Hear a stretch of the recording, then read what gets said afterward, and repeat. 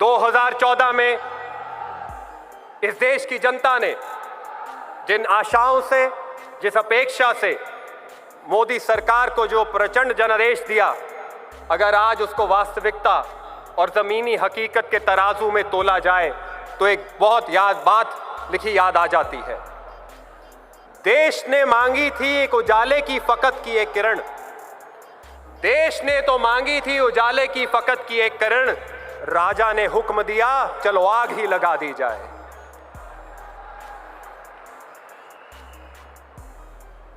ये पहली सरकार है जिसने अपने अहंकार में विफल आर्थिक नीतियों से हमारे देश का गला घोट दिया, किसान की थाली से अन्न छीन लिया, रोजगार से उसकी रोजगार छीन ली, व्यापारी से उसका कारखाना छीन लिया और गृहिणी से उसकी पूंजी छीन ली।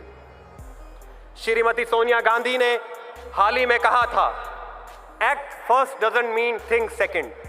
सरकारें सोचती हैं, समझती हैं, फिर करती हैं। ये ऐसी सरकार है जो ना सोचती है और ना ही समझती है। और इस सब की कीमत कौन चुका रहा है? मोदी जी की विफल नीतियों की कीमत आप और मैं अपनी गाड़ी कमाई गवा के चुका रहे हैं।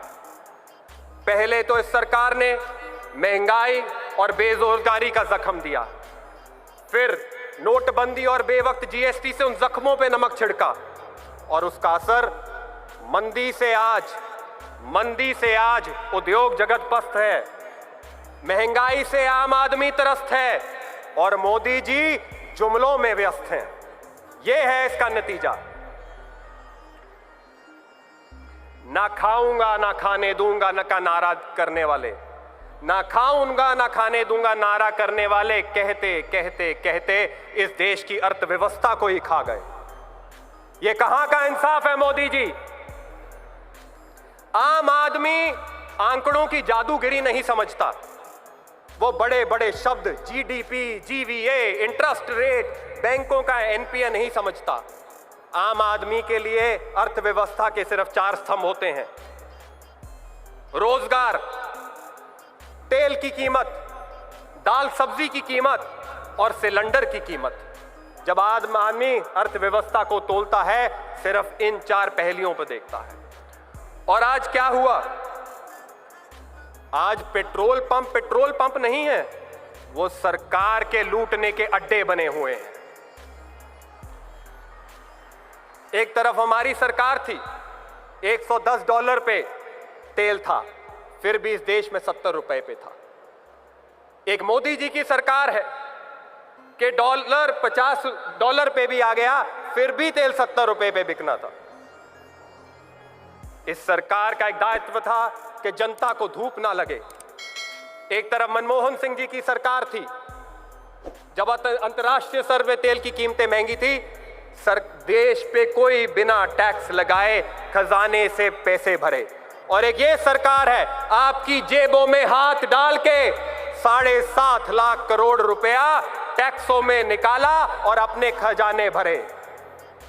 क्यों? 5.5 करोड़ इस देश का व्यापारी, जिसे एमएसएमई कहा जाता है, जो 15 करोड़ लोगों को रोजगार देते हैं।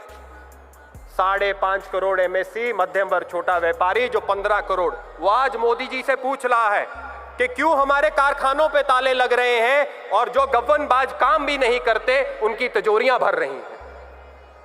ये कहां का इंसाफ है? जो कारवां 15 लाख से शुरू हुआ था वो आज फिसलते फिसलते फिसलते पकौड़ों पे आके रुक गया है।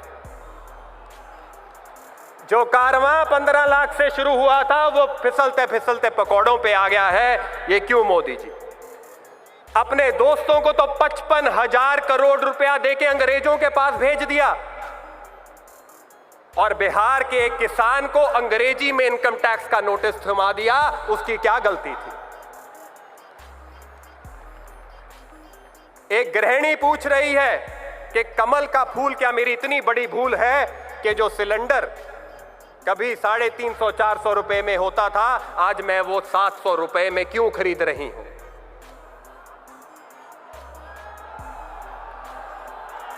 और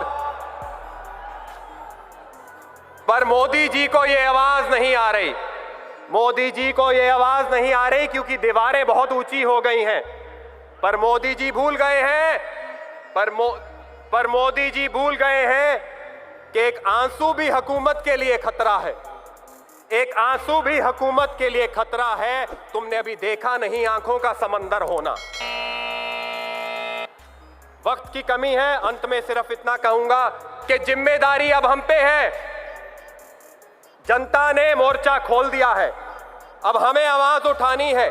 जो पाखंडी राष्ट्रवाद की खोल में छुपे बैठे हैं उन्हें बेनकाब करना है, और अब सभी लोगों को घर घर जाके एक संदेश देना है कि अब अच्छे दिन आने वाले हैं क्योंकि मोदी जी अब जाने वाले हैं। शुक्रिया।